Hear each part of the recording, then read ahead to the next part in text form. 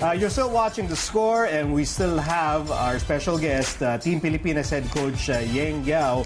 And kanina, we had an overview of the 20-man pool. And in that overview, yung mga tao malamang, bakit wala si ganito? Bakit wala si ganyan? And I guess the number one player on that list na, asan si Terence Romeo in your 20-man pool? Why is he not part of it, Coach Yeng? There was a really long discussion about that with the coaching staff and some people we've consulted.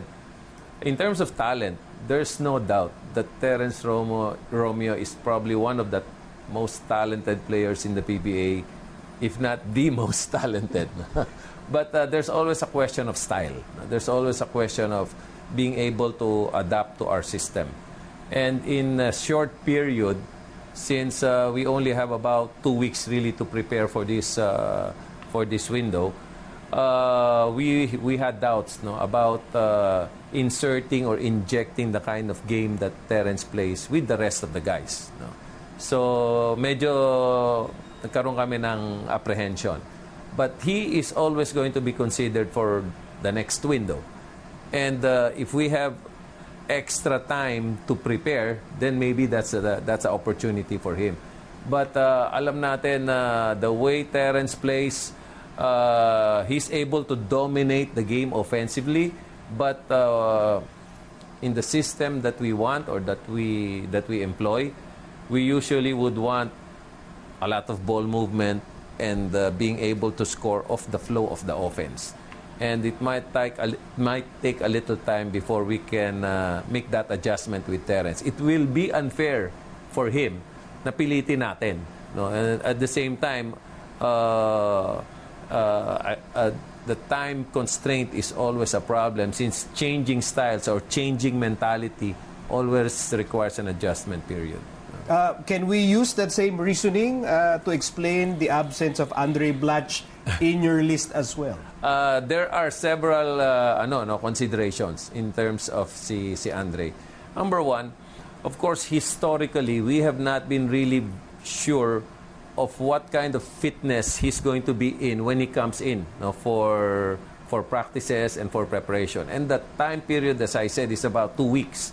So if you're not in 100% shape in the 2 weeks that we will practice, then you're still just trying to develop your conditioning, then that's a little bit late. So we're not sure about what kind of fitness Andre is in, especially he's no longer playing in China. So wala siyang current competitive tournaments that he's in.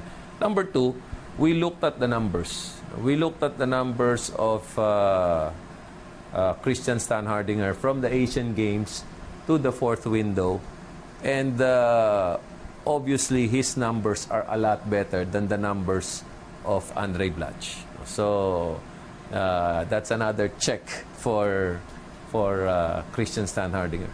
And number three, which to me is really very important, is the kind of camaraderie, closeness, bonding, and chemistry that we've developed with Christian Stanhardinger and Stanley Pringle over time, playing in the Asian Games and playing in the fourth window, which I feel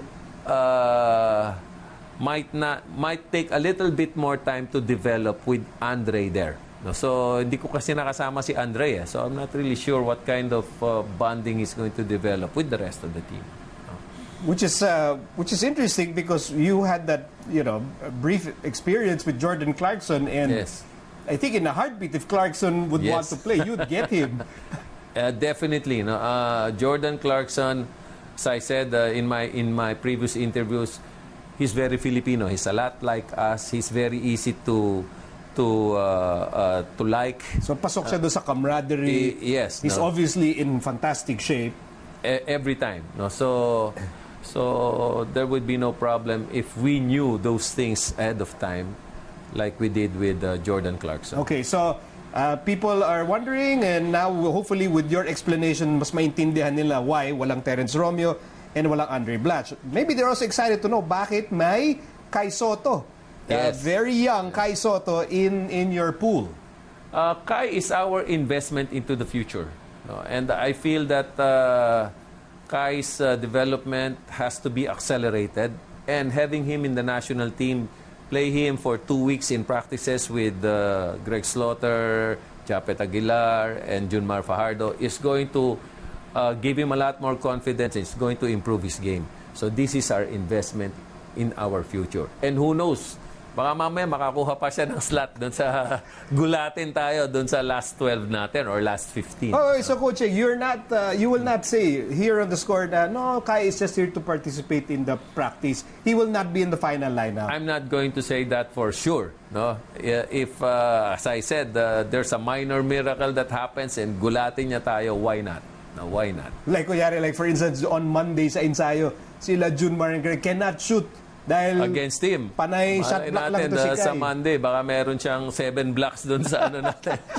Then mag-iisip ka. That thing's gonna go viral, by the way, for sure. And Richie Rivera is another young player in your pool. See if Kai is there because you know he's 7 feet tall.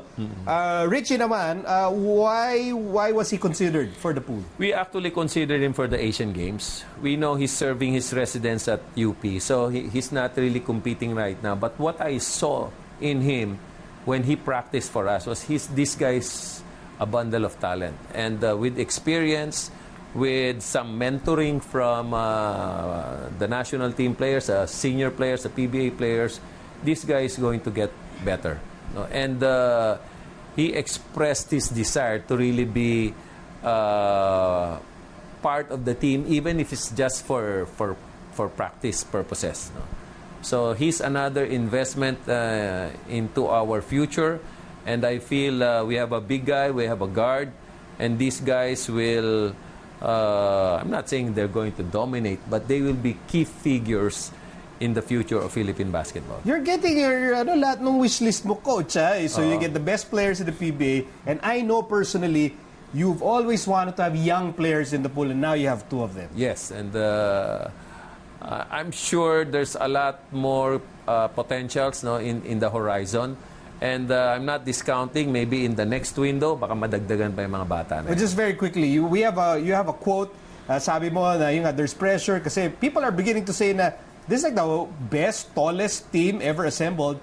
Pero you said, on paper, maybe yes, pero magkakaiba yan sa actual. Why do you feel that way? Marami ng team na gano'n. In my experience, I've been here so long, we've seen lineups that are really incredible on paper. But when you see their chemistry, when you see them play on court, when you see them just have that, alam mo, may attitudes din yan. No? They have different attitudes. If those things do not jive, then that strength on paper will not translate in the actual game.